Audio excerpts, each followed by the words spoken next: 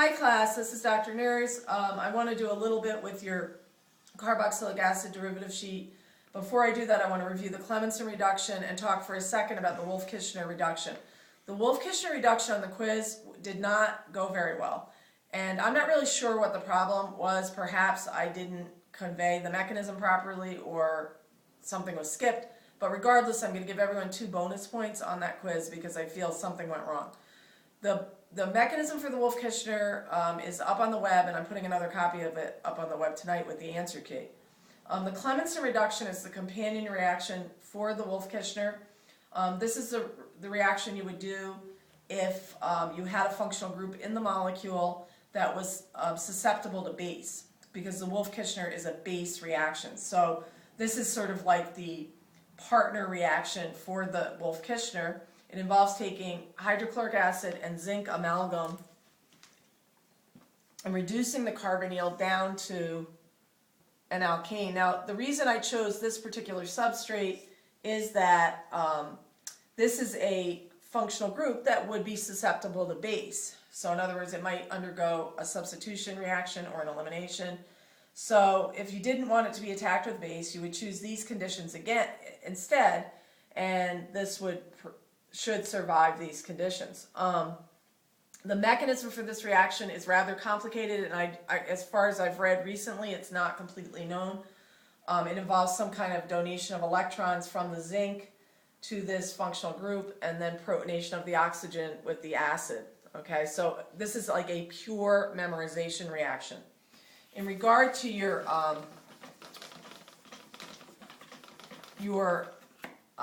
carboxylic acid derivative sheet, just to show you another hydrolysis, you should be able to take an ester and hydrolyze it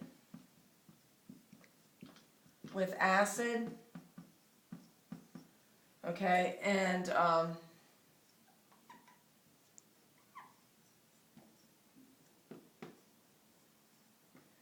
so in class we went over base hydrolysis. In class we've done some other acid hydrolysis. So for most of these derivatives you should be able to kind of flip back and forth between acid and base. So how would you begin here? If you had acid, the first thing you do, so this is with H3O plus in water, okay, the first thing you would do is protonate this oxygen. I'm going to abbreviate the phenyl as the Greek letter phi, okay. So you'd protonate this. Of course, there's resonance stabilization of this cation. By now, I'm assuming you're getting the hang of drawing these resonance forms for carbonyls, which are fairly simple. Okay, there's another resonance form that you could draw with these electrons.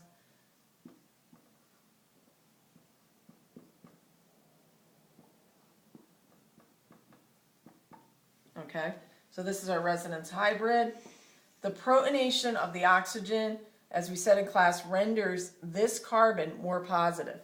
Okay, so what will happen is at that point you would add the nucleophile, which is water, okay, to the carbocation. I hope that was clear. So I'm at the crossroads. This is what I keep calling the crossroads in class. We have a methyl group here and a water. So you would think to yourself, what do I do now if I'm hydrolyzing? What you want to do is a proton exchange because you're under hydrolysis conditions. So you'd want a proton exchange from this position to this position.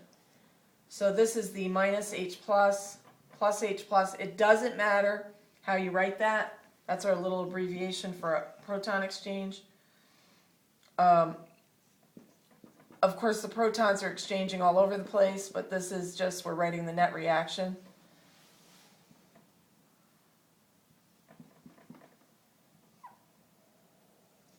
The leaving group would then just leave. Okay, there's different ways people write this. Some people take the lone pair and push it in first, but it really doesn't make any difference because no matter how you do this, you've got to draw the resonance structures. And the reason I'm drawing it this way is, the way I look at this is that this is really like an E1 elimination, okay? So now I've got the alcohol separated. This is kind of like the reverse of a Fischer esterification. And with the alcohol separated, there would be several resonance forms. As one of my students today said that drawing resonance forms is exhausting, and it is. Sometimes I'm exhausted from it too. All right, but it is necessary because, as you know, this is the narrative of the story. Okay, and then what we want to do is use a water molecule to take the proton off, and then we'd have the carboxylic acid. So as we've said in class, all hydrolysis leads to carboxylic acids, and then the byproduct would be methanol. Now, as we showed in class, right, or as I just said, this is the exact reverse of a Fischer esterification as you did in lab. Okay, now, what else? Okay. As I said, each of the columns, you can probably figure most of it out. So, just to give you an example, supposing you have an anhydride of some kind, and usually you use a symmetrical anhydride, and you treated it with an amine.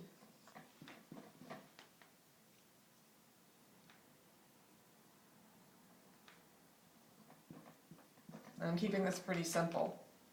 How would you do this? It's kind of the same pattern that we used with acyl halides today. The amine would come in, these electrons would come up, okay? You would have O minus, NH2CH3. You could attack either of the carbonyls. They're equally susceptible to attack. These electrons would come down. This would pop off. This is a pretty good leaving group because it has resonance stabilization. And this would lead to this. This should look familiar to you. It's very similar to what we were doing in class today. It's very important in class to try to do the problems. It makes a big difference just to try to do it. Sometimes when you try to do it in class, you'll feel more engaged and you'll understand better what's going on. So I just popped this group off. This has a plus charge, all right? And then what you would do is you would take this and remove the proton. And the result of this would be an amide, okay? So let me draw that amide. So what we were saying in class is that you can interconvert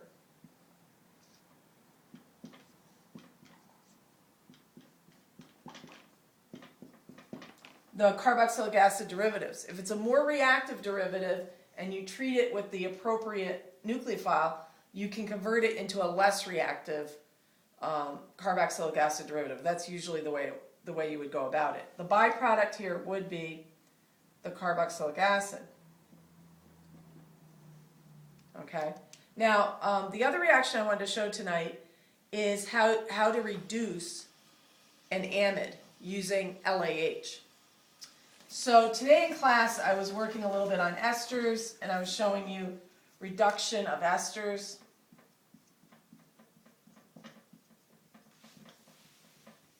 So we will work on that a little more on Friday, but see your class notes. Okay, reduction of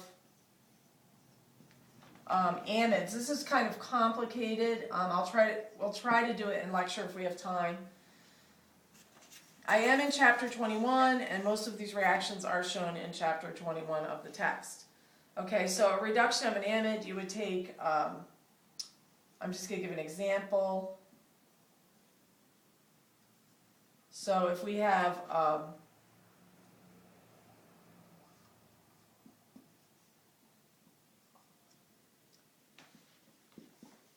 structure like that. Again, we're keeping them pretty simple, and what we would do is we would add LAH. What's my time on this over 10? It's almost 10. Okay, LAH, diethyl ether, and then you'd follow this up with acid. Okay, and what we want to do, what will happen in this reduction is this will be reduced down to the amine. Okay, now it's kind of surprising, and a lot of people look at this and they say, oh, I'd want to do this with the Wolf-Kishner, but the Wolf-Kishner is not really appropriate to use on a highly polarized functional group like this. So you can't directly transfer the Wolf-Kishner to every carbonyl that you're encountering. It's really only, it's used usually for aldehydes and ketones. There's a few exceptions, but usually for aldehydes and ketones. So let's write what this mechanism would be like for this substrate. 1, 2, 3, 4, I'm just counting here a little bit. So what would happen? It's kind of like reducing a carboxylic acid. So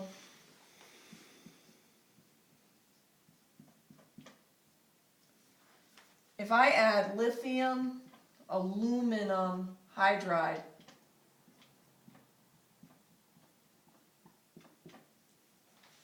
the first event with an amide like this is that if there's a hydrogen on the nitrogen, it will pull the hydrogen off. Okay, and the result of that will be the production of hydrogen gas and the production of this resonance stabilized anion. You would want to consider the other resonance form. This should remind you a little bit of the Wolf-Kishner, although this is the part of the Wolf-Kishner that seemed to have gotten kind of confused. Okay? And then this oxygen gets bonded to an aluminum. So this would actually get hooked up to an aluminum. And if you look back at the mechanism I gave you in class, it's 12. In class, this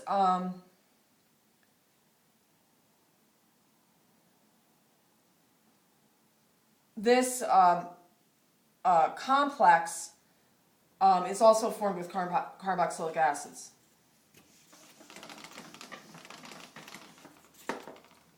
So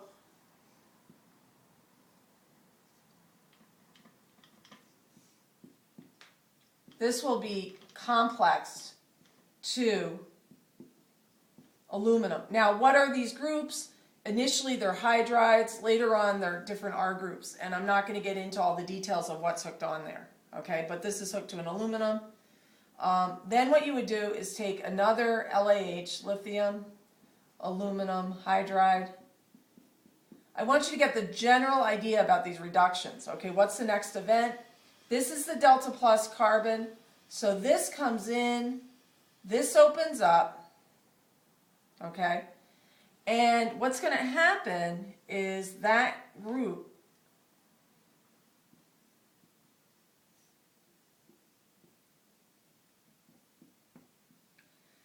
is going to collapse back down, rather like the formation of an aldehyde, but what we're forming is an imine. And then this is going to act as a leaving group, and it's going to pop off. So the aluminum is going to accept the oxygen. This is your leaving group. And what you end up with is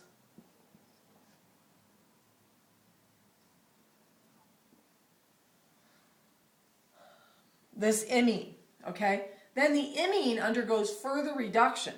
So if I take another lithium, aluminum hydride, what you're going to see with hydride reduction, you just keep going. The first thing you do is you pull a proton off if there's one.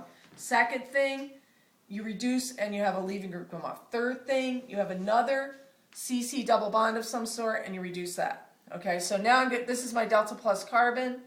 This is going to come in, and we've been talking about flipping and sticking in class. This is going to be a stick because there's nothing on here except there's a hydrogen here.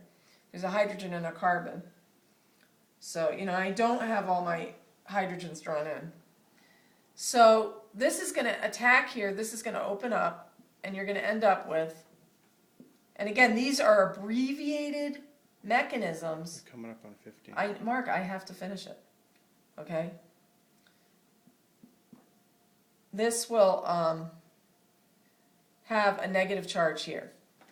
Okay? And then what will happen is you'll add the acid, and then when you add the acid, this will be protonated. Okay? So we'll try to, this didn't come out right. This shouldn't have an H on there, and then this will be protonated. I'll try to fix that up. Okay? So I'll see you in class.